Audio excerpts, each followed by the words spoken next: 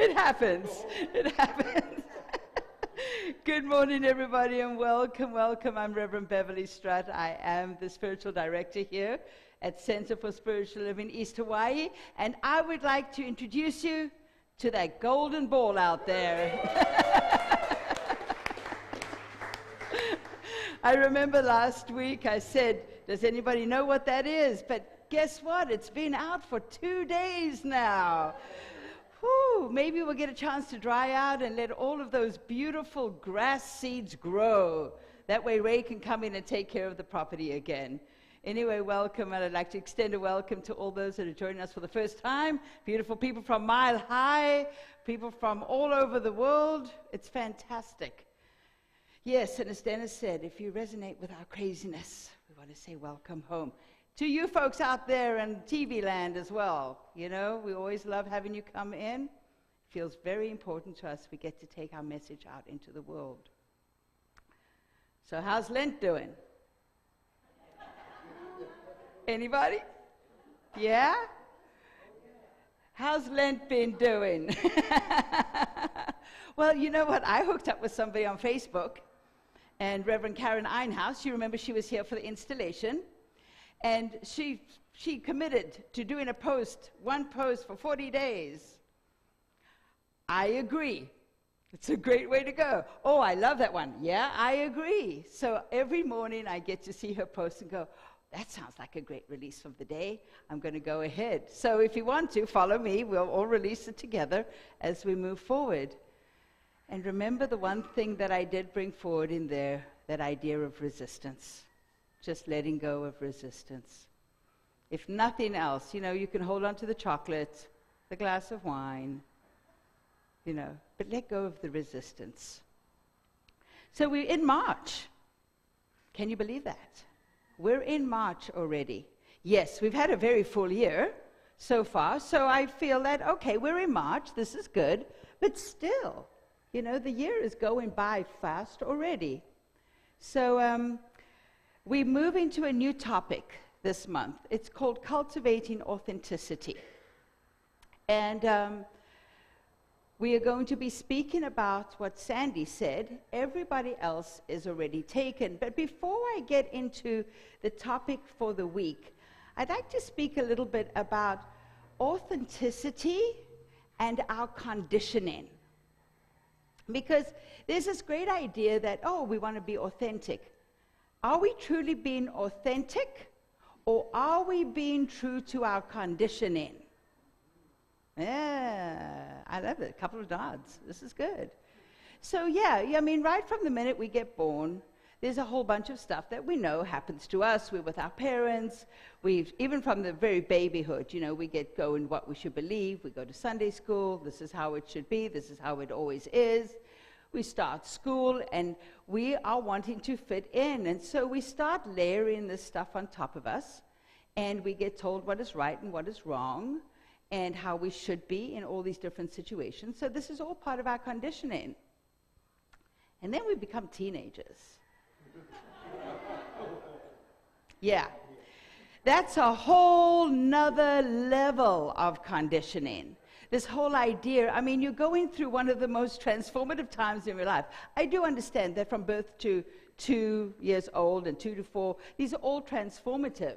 But when you are in amongst other kids of your age that have got all of these ideas around how one should be to be accepted and loved and all these things, you are really layering on the conditions. So we start to form this thing about ourselves that we know to be the truth. Is this all really the truth?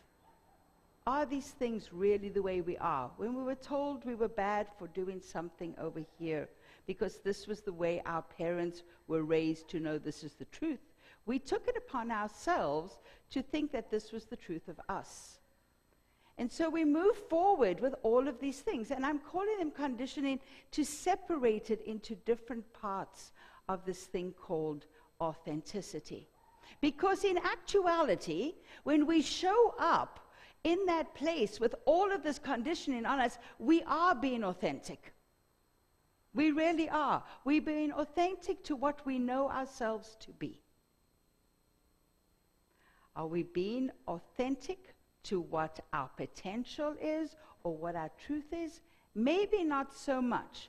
But we will fight for our conditioning because we do believe we're being authentic. When we will come out and we will go into fights and just to be our true self. Well, our true conditioned self, maybe. Not our true self.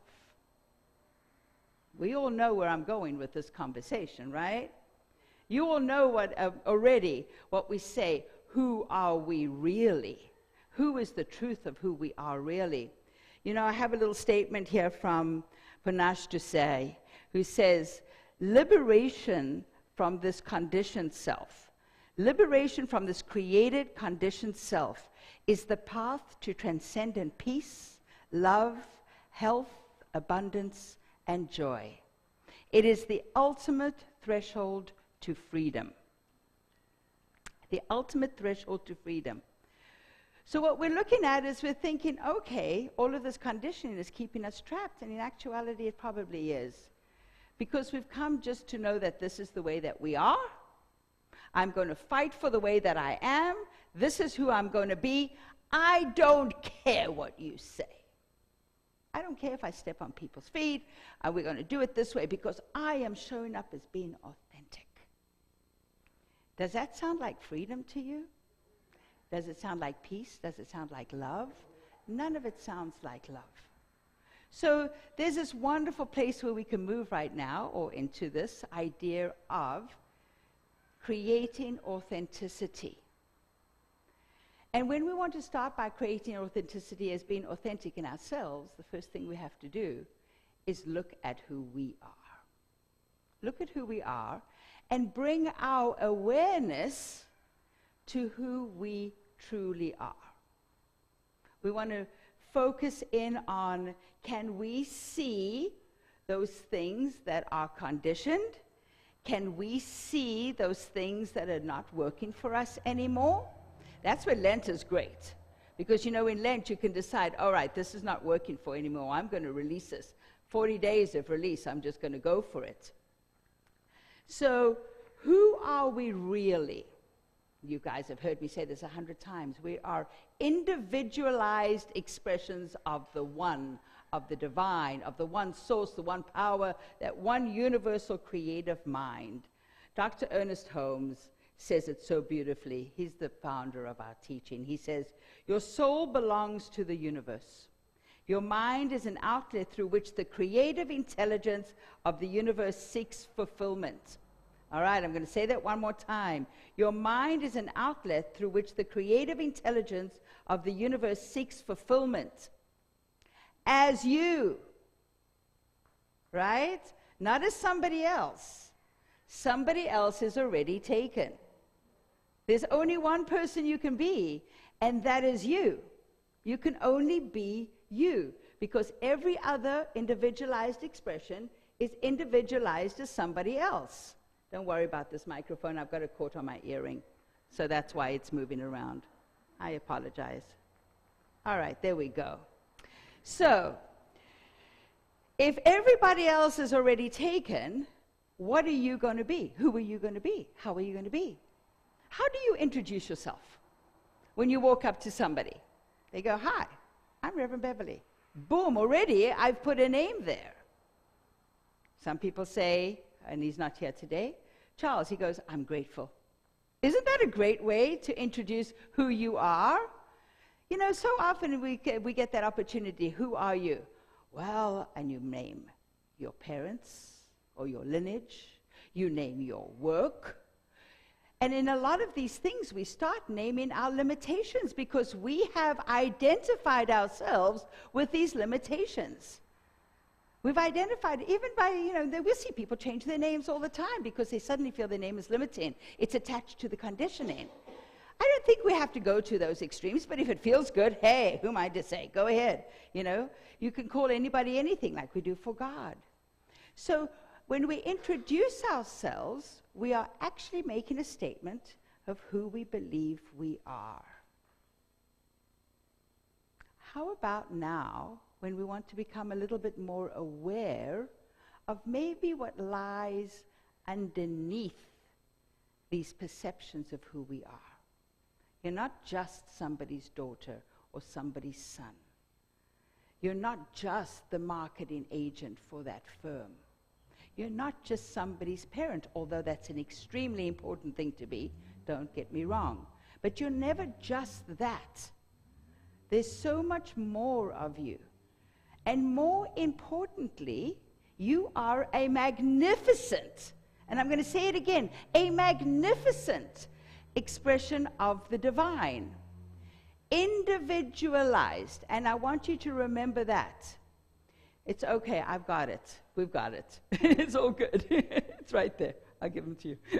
I love my folks. So, back to this, we are individualized expressions. Therefore, if you don't do you, nobody else can. No, nobody else can. Because they are not you. They are not your individualized expression. They are theirs. And they're going to do themselves magnificently if they're willing to bring their awareness and come to that opportunity. But if you don't do you, nobody else is going to. So if you're sitting on the bench going, I'm not good enough, I'm just going to hang back here, let the stars go forward and do it. And if you don't step up and do you, God doesn't play. Because you were created for the joy of the divine. You're created to be an expression of the divine. The divine has its way in the world through you, as your magnificence. Doesn't that sound great? Isn't that like just brilliant to know that because of you, how you are, and I will say for right now, before we move into letting go of all the conditioning, even with the conditioning, you are perfect exactly as you are and exactly as you are not. Can you say that with me? I am perfect exactly the way I am and exactly the way I am not. Wow, that was good. Because it's the absolute truth. Because there's nothing that was ever created by the divine by mistake. Yeah, I don't care. Look at a giraffe. There's an ongoing joke for those newcomers. There's an ongoing joke about giraffes right now. So, but look at the giraffe. Yes, it's a horse with a very long neck. But without that long neck, they would never have the view they have of this world. They would never be eating, trimming the trees from up there. Can you imagine if the giraffe sat down and went, my neck is too long. I'm not going to do it today. My neck is too long. I'm not good enough. I've got spots and my neck is too long. Can you imagine? Those trees would look ridiculous up there. And even to say this, those seeds go through the body and plant when they plant, right? So there is this expression that the giraffe is having that is no mistake. And you are not a mistake either. Neither are you. None of us are mistakes. And we're exactly perfect, exactly as we are. It's who we are brought here to be. So this is the soul. This is our soul being made visible in us. So part of what we want to do now is we bring our awareness to that inner part of us. We want to recognize our soul, the authentic soul. It's beautiful. Sarah Breathnach, she's a philanthropist, she says the authentic self is the soul made visible. Your authentic self is your soul made visible. Not the authentic self that is the conditioned authentic self. No, let's go in deeper, and we're going to bring our awareness more to the truth of who we are. You know, I think you might have heard in some of the classes that we teach that there's the peeling of the onion. Layer upon layer upon layer we peel away, and yes, we cry a lot. That's why they call it the onion. Besides that, there's lots of peels. We do cry a lot. But it's in there when we start peeling away and we go, hang on a second, I don't really believe that. I don't believe it. Why am I even saying that? It sounds like my mother's words coming out of my mouth. I don't believe that. What? One piece is coming off. Well, you know what? I don't like the way that happens when I do this. Another piece comes off. And so slowly we peel away this, and at the same time as peeling, we can also do our spiritual work of knowing that internally, that light that is within us, that is the presence of the divine, the untouched, the unchangeable, the same, that thing that is always there, that is the same in each person, is truly our authentic self. So we got to get there sometimes. We got to do the work. I mean, we have this personal ad in a Buddhist newspaper. It's a tall, dark, handsome Buddhist looking for himself. It took a minute.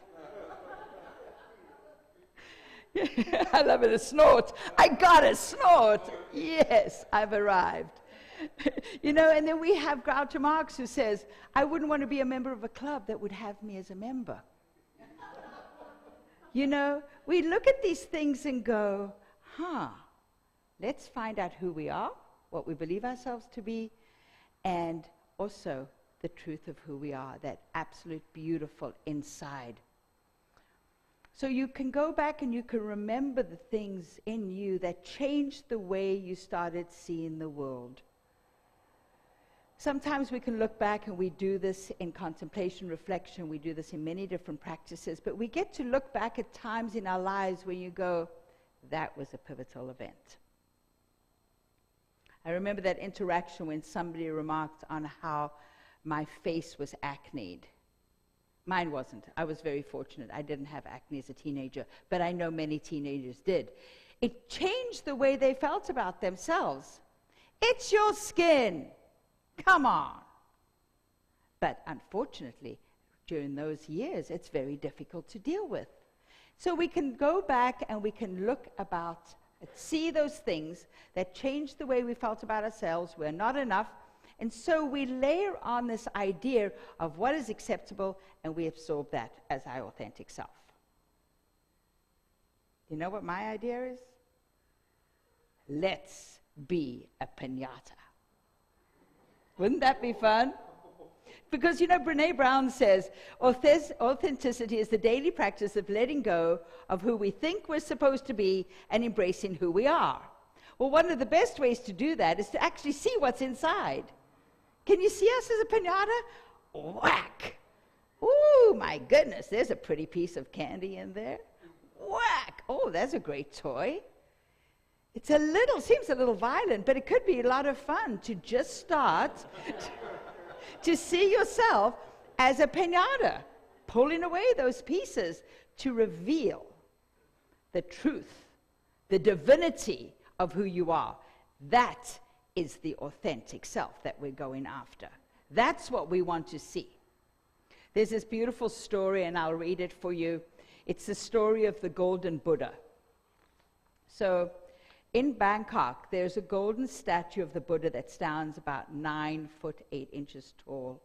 It weighs about 5.5 tons, and is worth approximately 250 million in its gold. It is believed that the statue was built back in 1403. In 1757, the Burmese army was invading Thailand, and the Buddhist monks at the monastery covered the golden Buddha with plaster, which was also painted and inlaid with bits of colored glass to hide its value to the invading army. During the invasion, none of the monks survived, but the golden Buddha was left undiscovered. In 1957, the invasion was in 1757, 200 years later, 1957, the entire monastery in Thailand was being relocated by a group of monks. While moving the large statue, their ropes broke, causing it to fall to the ground, creating a large crack in the clay. On closer investigation, they saw there was a golden light emanating from the crack. A monk used a hammer and a chisel to chip away at the clay exterior until he revealed that the statue was in fact made of solid gold.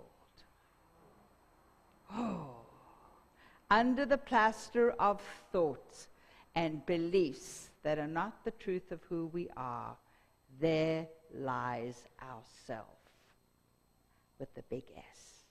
There lies ourselves, our own golden Buddha. How much gold was that? It was solid gold. It weighed 5.5 tons. Do you know how much gold you have in you? Way more than that. Way more than that. There is no limit to the gold that you have in you. I think we should all take a slap of that piñata and open up ourselves so that we can see that magnificent gold. So we do this cultivation in so many different ways, and one of them in community is being vulnerable. Oh, I just saw everybody start to shake. Being vulnerable. Being vulnerable is a great way just to kind of show up as who you are. Now, I do not say that it's okay to suddenly become that I'm going to be my authentic self and I'm going to be rude to everybody because I don't care. I'm being me. That's not the authentic self we're going after. That's the conditioned self. The one that's fighting for the limitation, the one that's fighting for all of that history. No, that is not where we're going. When we show up our authentic self, we show up as love, as compassion, kindness. We show up as balance. Authentically, we're pretty well balanced. There's going to be days, there's going to be days, there's going to be days. It's okay. In our vulnerability and our authenticity, we can truly walk this path easily. It's a great step towards wholeness. Because ultimately, there is where we're going. Our connection with the divine comes in the best possible way when we lean into the wholeness of who we are. Not those fractured pieces of the piñata. Not the cracks or the parts of the clay that have fallen off. No. The wholeness of who we are as these true, magnificent beings, these lights of the divine. And you might say to me, well, why do we want to do that? Well, first of all, I think life is a little bit easier because you're not constantly fighting with yourself or trying to justify why you're not doing something or why your neck is too long. You know, besides that, can you imagine what this world would look like if we showed up in our wholeness?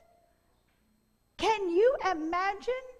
Can you imagine what it would be like to be in community here, and when you walk up to somebody, you don't go, this is a little scary. No, I know we don't do that here. We don't, no, we're good. Everybody loves everybody else. But there are moments where it's like, oh, my foot just got stepped on by a very heavy boot. But when we are in our wholeness, we walk with ease. We walk with grace. We're all going to have bad days, folks. But when we're in our wholeness, we can come back more easily. We are open to somebody smiling and going, I know it's a stressful day, but it's okay. We're walking this path together.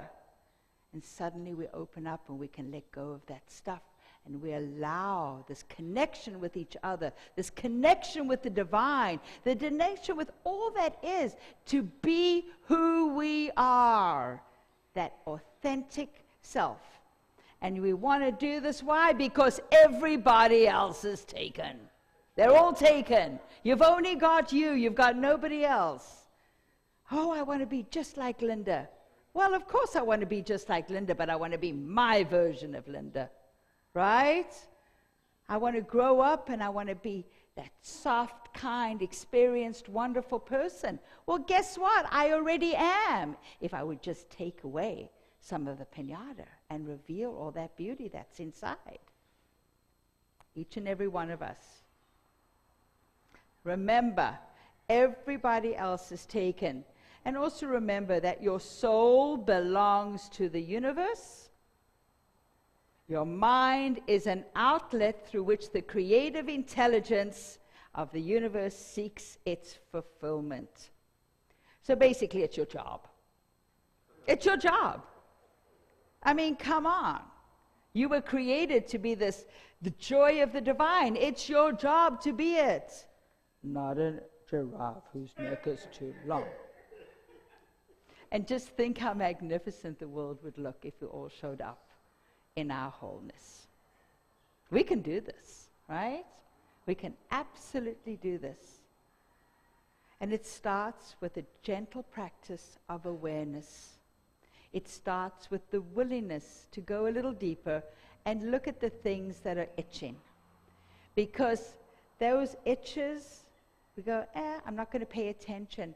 Pay attention to those, because they will guide you. Frustration will guide you to the place of what is no longer needed, what is no longer relevant, that can be pulled away to reveal that truth of who you are. And now's the time. Now's the time to do it. This is a time like this we're called to step up. We're called to be our authentic selves. And think how easy it would be. You remember they say it's so much easier to smile than to frown. It's so much easier to be the truth of who you are than all of the stuff that we've put on ourselves all of these years. So, in closing today, I have a little passage from my favorite Mark Nepo. You know, I think I must be having a secret relationship with him, because everything he says, I'm going, ooh, it's wonderful. All right, so from Mark Nepo, he says, who's to say? Who's to say the effort to be real isn't the beginning of wings? Who's to say that the budding of wings from the ribs of small birds doesn't begin with the impulse within them to live? Who's to say that the butterfly breaking through its cocoon isn't the result of its being tired of living in a tight weave of its own making? Who's to say that the migration of flamingos from South America to Africa doesn't begin with the yearning to eat the yellow ribbon that keeps lining the horizon? And who's to say the color of passion doesn't line our faces the instant we grow tired of living in a tight cocoon of our own making? Who's to say the journey to love doesn't begin the instant we give voice to that loneliness that no one wants to hear? Who's to say the journey to peace doesn't sprout like a small wing the instant we let our feelings find their place in the world? In truth, every effort that is allowed its full beat within will ripple as a birth of some kind in the world. So please, be yourselves. Everybody else is taken. Thank goodness they are. Be yourself. And so it is.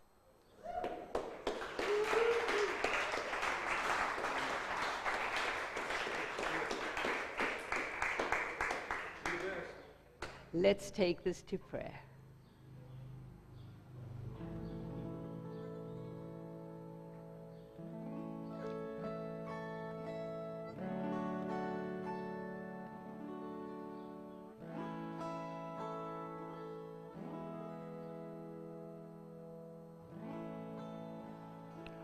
So we just take a beautiful deep breath in, recognizing the power and the presence of the divine, knowing that that is all that there is. God is all that there is. Omnipotent, omnipresent, ever creating, supplying, supporting, sustaining, and maintaining every single expression. Every single expression. And I know that I am one of those expressions. I know that we are all expressions of the divine, right here, right now, exactly as we are, exactly as we are not. And it is brilliant. It is magnificent in the unique manner that we get to be who we are. And it is in this place of being this individualization of the divine that we give thanks that everybody else is taken so that we can just be who we are. And I know for each one of us as we walk our path this week that there is the path we walk, our own, our truth, our authenticity. We have laid aside the conditioning and we've donned that beautiful cape of authenticity. We've wrapped it around ourselves and said, yes, here I am. I am willing to walk this. I am willing to show up as wholeness in this world. I am willing to embrace wholeness in others. I am willing to embrace the truth of who we are. And I know that as we do this, the love expands from us into our communities and the world, and I call it good. Nope. I call it grand. I call it exactly grand and magnificent and brilliant and all of those things, knowing that as we do this, we are empowering this magnificent presence in the world. We're empowering good and we're empowering love. So I just release this prayer knowing that it is done, placing it into action in the universal action of the law, knowing that Spirit has said, yes, my beloveds, yes. Yes. It is done and done magnificently. So I release it knowing it is so. And together we claim it by saying, and so it is. Thank you. Thank you. Thank you. Thank you, Susanna.